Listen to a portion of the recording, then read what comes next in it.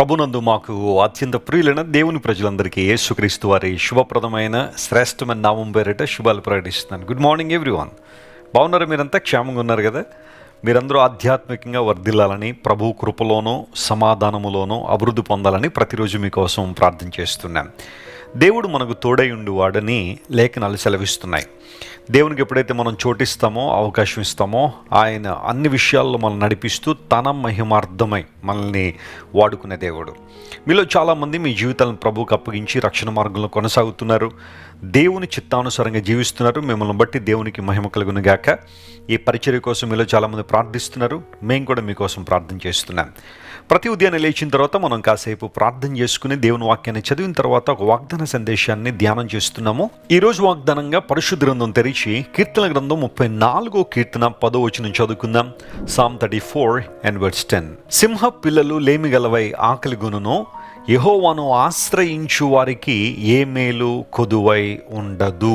34వ కీర్తనలో అనేకమైన వాగ్దానాలు పొందుపరచబడి ఉన్నాయి. 34వ కీర్తన రచించింది దావీదు భక్తుడు. దావీదు తన జీవిత అనుభవాల నుంచి అనేక విషయాలు రాసుకుంటూ వచ్చారు. కీర్తన గ్రంథం మనం చదివిన ప్రతిసారి దేవుని బిడ్డలు దేవుని ఎలా ఆరాధించారో, వాగ్దానాల ద్వారా ఎలా శక్తిని పొందారో, బలాన్ని పొందారో స్పష్టంగా మనం తెలుసుకోవచ్చు. క్రైస్తవ జీవితంలో చాలా ప్రాముఖ్యమైన విషయం దేవుని వాగ్దానాల మీద ఆనుకోవడం. నిత్య జీవితంలో ఎన్నో సవాళ్లు ఎదురవుతూ ఉంటాయి, ఎన్నో కష్ట పరిస్థితులు వస్తూ ఉంటాయి. కొన్నిసార్లు మనం ఊహించని రీతిలో శ్రమలు, ఇబ్బందులు మన మీదకి వస్తున్నప్పుడు మనకు ధైర్యం ఎవరు, మనకు బలాన్ని ఎవరిస్తారు? ఎక్కడి నుంచి మనం బలాన్ని పొందుకోవచ్చు అంటే పరిశుద్ధ గ్రంథం చదవడం ద్వారా దేవుని వాగ్దానాలు ఏవైతే ఉన్నాయో వాటి ద్వారా మనం బలాన్ని పొందుకోవచ్చు. దావీదు భక్తుడు ఎన్నో శ్రమలు, ఇబ్బందులు ఎదుర్కొన్నాడు.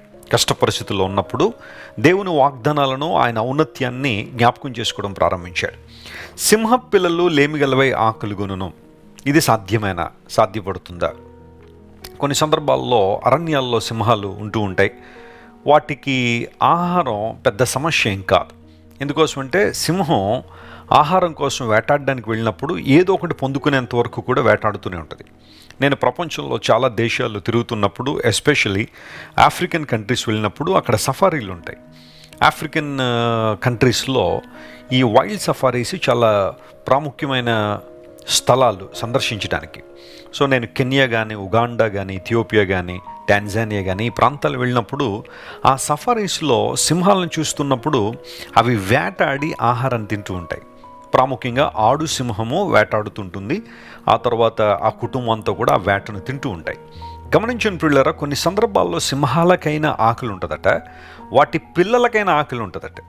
సింహాలు ఒకవేళ వాటికి తగినంత ఆహారం దొరకకపోతే పిల్లలకైనా పెట్టాలనే ఆలోచన వాటికి ఉంటుందేమో. అయితే సింహ పిల్లలు కూడా లేమిగలవై, కొన్ని ట్రాన్స్లేషన్లు ఏమి రాశాడంటే దే మే బికమ్ వీక్ అని రాశాడు. అంటే నీరసించిపోతాయట ఆహారం దొరక్క. అది ఒకరోజు దొరక కాదు, కొన్ని రోజుల పాటు ఆహారం లేకపోతే ఎలా నీరసించిపోతారో, సింహ పిల్లలు నీరసించిపోయినప్పటికీ కూడా యెహోవా యందు భయభక్తులు గలవారు లేదా ఆయన్ను వెతుకువారు, ఆయన ఆశ్రయించు వారికి ఏ మేలు కొదువై ఉండదని లేఖనాలు సెలవిస్తున్నాయి. తెలుగు బైబిల్లో ఆశ్రయించుట అనే మాట వాడారు, కానీ ఇంగ్లీష్లో మనం చదివాం కదా, those who seek the lord అనే మాట ఉంటుంది. ఆయన వెదకువారు అని అక్కడ రాయబడింది. దేవుని ఆశ్రయించే వారికి ఏ మేలు కొదువై ఉండదు. గమనించిన పిల్లలు, మన దేవుడు మేలు చేసే దేవుడు. యేసు ప్రభు వారి లోకానికి వచ్చినప్పుడు ఆయన అనేక మందికి మేలు చేయుచు సంచరించారని బైబిల్ ధృవీకరించింది. ఆయన దగ్గరికి విశ్వాసంతో వచ్చిన ప్రతి ఒక్కరూ ఏదో ఒక మేలును అనుభవించే వెళ్ళారు, కానీ ఏ ఒక్కరు నిరాశతో వెనుతిరగలేరు. కొంతమంది నిరాశతో వెళ్ళారు అంటే అది వారి అవిశ్వాసం వల్లనే జరిగింది, కానీ యేసు ప్రభువులో శక్తి లేక కాదు. దేవుని నుండి మనం ఏదైనా ఒక అద్భుతం పొందుకోవాలంటే, ఒక ఆశ్చర్యకారాన్ని అనుభవించాలంటే దేవుని మీద అచంచలమైన విశ్వాసం మనకు కావాలి. అన్వావరింగ్ ఫెయిత్, అన్షేకబుల్ ఫెయిత్ మనం దేవుని మీద కలిగి ఉండాలి. ఆయన్ను వెతుకువారు. ఈరోజు నువ్వు వెతుకుతున్న అంశాలు ఏంటి? ఉదయాన్నే లేచిన తర్వాత వేటి కోసం ప్రాకులాడుతున్నావు? నీ జీవిత యాత్రలో వేటిని సాధించాలనే తపన నీలో ఉంది. దేవుని మహింపరచాలని, ఆయన సువార్త వెదజల్లబడాలని, అనేక మంది జీవితాలను కట్టాలని, నీ కుటుంబాన్ని పటిష్టపరచుకోవాలని, దేవుని సాక్షిగా పరలోకానికి పిలువబడేంత వరకు కూడా దేవుని సాక్షిగా నువ్వు బ్రతికి ఆయనకు మహిమను తీసుకురావాలనే ఆలోచనలో ఉంటే నువ్వు ఖచ్చితంగా ధన్యుడివే, ధన్యురాలేవే. అలా కాని పక్షంలో కొన్నిసార్లు లోకం నీలోనికి వచ్చేసి లోక సంబంధమైన ఆశలు, లోక సంబంధమైన ఉద్దేశాలు, దేవుని దగ్గరికి రావడం కూడా ఏదో ఒక లోక సంబంధమైన ఉద్దేశం నెరవేర్చుకోవడానికే అయితే నువ్వు ఖచ్చితంగా సత్య మార్గంలో లేవు.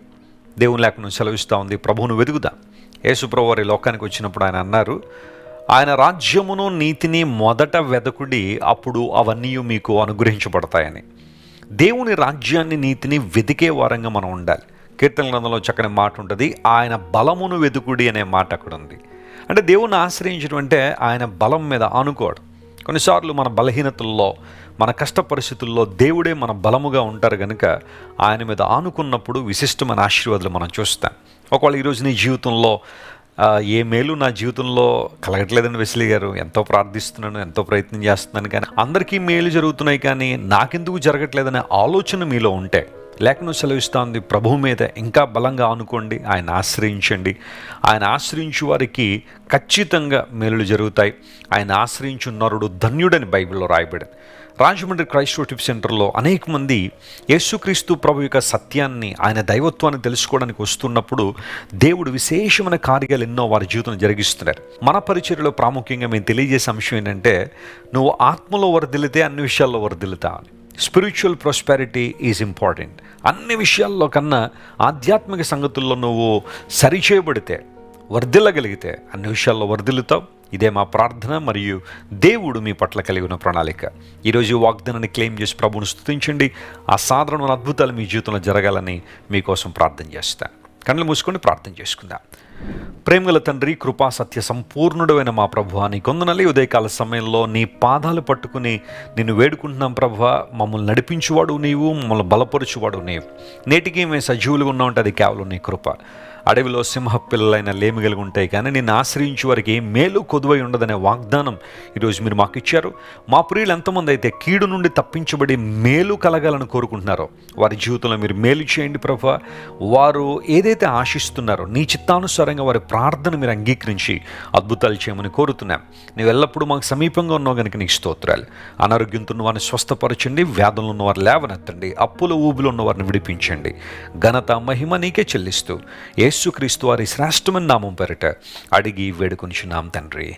Amen, amen. God bless you dear friends. Have a wonderful day. Christ worship centre ఓ బలమైన సంఘ ఉద్యమం. కొన్ని సంవత్సరాల క్రితం కేవలం 2తో ప్రారంభించబడిన పరిచర్య నేడు ప్రపంచవ్యాప్తంగా లక్షలాది మందిని ప్రభావితం చేయుచున్నది. రాజమండ్రి, సికింద్రాబాద్, బెంగళూరు, చెన్నై, నెల్లూరు, దుబాయ్, బెహ్రైన్, కరీంనగర్, విశాఖపట్నం, గద్వాల్, కొవ్వూరు, మలకపల్లి, శ్రీలంక, భూటాన్, అడ్డతీగల, పాలమూరు, ఒంగోలు, బళ్ళారి, కోరుకొండ, పోతవరం, నల్లజర్ల, వెంకటరామయ్యగూడెం, మచిలీపట్నం, ఇందిరానగర్లతో పాటు అనేక గ్రామాల్లో క్రైస్ట్ వర్షిప్ సెంటర్ ఆరాధనలు జరుగుచున్నవి. వాక్య సంబంధమైన ఉద్యమంలో, పరిశుద్ధాత్మ సంరక్షణలో కొనసాగాలనుకునే ప్రతి ఒక్కరికి మా ప్రేమపూర్వక ఆహ్వానాన్ని అందిస్తున్నాము. రండి, ఆత్మతో సత్యముతో ప్రభువైన యేసుక్రీస్తును ఆరాధిద్దాం. మీరు ఇంతవరకు విన్న దైవ సందేశం మరియు దేవుని సేవకులు చేసిన ప్రార్థన మీకు ఆశీర్వాదకరముగా ఉన్నదని విశ్వసించుచున్నాము. ఈ సందేశాన్ని మీ స్నేహితులకు, బంధువులకు షేర్ చేయండి. మీకు ఏదైనా ప్రార్థన అవసరత ఉన్నచో మా ఫోన్ నంబర్లకు కాల్ చేయండి. దేవుడు మిమ్మల్ని ప్రేరేపిస్తే విశ్వాసంతో సాగుచున్న ఈ పరిచర్యను ప్రోత్సహించండి. మరిన్ని వర్తమానాలు, పాటలు వినుటకు జాన్ వెస్లీ మినిస్ట్రీస్ అను మా యూట్యూబ్ ఛానల్ను సబ్స్క్రైబ్ చేసుకోనండి. ప్రభువైన యేసుక్రీస్తు కృప మీకు తోడైండును గాక.